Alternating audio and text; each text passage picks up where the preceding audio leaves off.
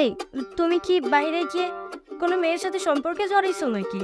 তুমি পাগল হইছো? আমি কাজ করে কুল পাইতেছি না, দিশা পাইতেছি না, আমি অন্য মেয়ের সাথে রিলেশনে জড়াবো, তাই না? দেখো, বিয়ে করছো সেই কবে? আর এই বিশাল বাড়িতে তুমি আমাকে একা রেখে চলে গেছো। আমার কি ভালো লাগে একা একা বলো? আর টাকা পয়সা দিয়ে কি হবে বলো? আর আমাকে টাকা পয়সা পাঠিয়ে কি করব আমি? এসব নিয়ে আমার কোনো দরকার আছে? আমার তো তোমাকে দরকার। তোমাকে ছাড়া তোমার একটুও ভালো লাগে না। কত দিন ধরে আমার এই যৌবনটা আমি আটকে রাখছি, বলো আমার কি আর ভালো লাগে? বুঝতে পারছি বাবু, তোমাকে ছাড়া আমারও খুব খারাপ লাগে, এখানে একা থাকতে আমার প্রচন্ড খারাপ লাগে, কিন্তু কি করবো বলো, কাজের এত প্রেশার যে আমি তোমাকে ফোনেও তো ঠিক মতো সময় দিতে পারি না। আর কয়টা দিন কষ্ট করো, টাকা পয়সা কামাই নিয়ে দেশে এসে আমরা আরামায়েশ করে বাকি জিন্দগি কাটাই দেবো। আরে রাখো তো তোমার টাকা পয়সা, আমার টাকা পয়সার দরকার নাই। আমার তো তোমাকে দরকার। দেখো আমার এই চাহিদাটি কে পূরণ করবে তুমি ছাড়া? আসো না তাড়াতাড়ি প্লিজ, আমার আর ভালো লাগে না তো। আচ্ছা শোনো আমার কথা, চাহিদা কি শুধু তোমার একা আছে? আমারও তো আছে। আমি কষ্ট করে আমাকে আটকায় রাখছি না? হ্যাঁ, সেটা তো বুঝতেই পারতেছি তোমার কত চাহিদা আছে। আমি নিশ্চিত তুমি বাইরে গিয়ে কোনো একটা কারোর সাথে সম্পর্কে জড়াইছো। তাছাড়া আমি নিজেকে সামলাইতে পারি, তুমি নিজে কিভাবে কন্ট্রোলে রাখো? আমিও নিশ্চিত হয়ে গেছি যে তোমার মাথায় ভূত ভর করছে। বিদেশে আসার পরে কাজ কাম করতে করতে কোনো দেশ থাকে না, রিলেশন করবো কিভাবে? পাগল হয়েছো তুমি। এই সমস্ত উদ্ভট চিন্তা ভাবনা মাথা থেকে ফালাই দাও, আর আমি দেখি ট্রাই করতেছি খুব দ্রুত আসার।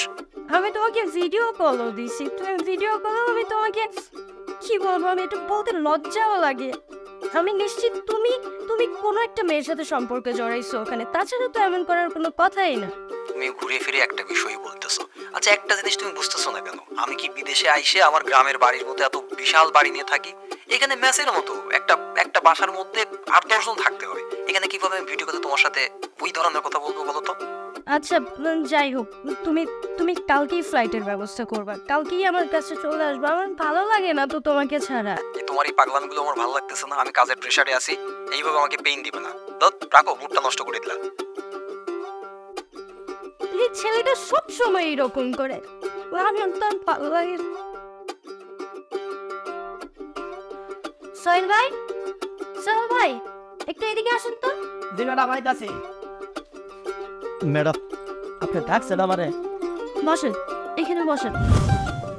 সারা দিন কাজ করলে হবে? দেখছেন নিজের শরীরের কি অবস্থা। ম্যাডাম এটি কি করতেছেন? কাল চললে তো আমি বুঝতে পারবো। না সমস্যা না। ম্যাডাম আমি আপনার বাড়ির কাজের বলা, আপনি যদি এমনি করে আমার ধরেন, মানুষ দেখলে খারাপ করবো। আরে তো জানবে না তাই না? আমি আর তুমি তো। আরে এত হেজিটেট ফিল করছো কেন? তুমি কি বুঝতে পারতেছো না যে আমি কি চাইতেছি? কি কইতাছেন ম্যাডাম? এটি সারাদিন এত কাজ করলে হবে, একটু আমার দিকেও তো খেয়াল রাখতে হবে তাই না?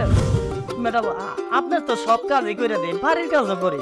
হ্যাঁ বাড়ির কাজ করো ঠিক আছে, কিন্তু আমার পার্সোনাল সেবা যত্নটাও তো তোমার করতে হবে তাই না? একটু বোঝার চেষ্টা করো। কি কইতাছেন ম্যাডাম? স্যারে যদি ম্যাডাম আমার চাকরি থাকবো না। তো বোঝার চেষ্টা করো ম্যাডাম ম্যাডাম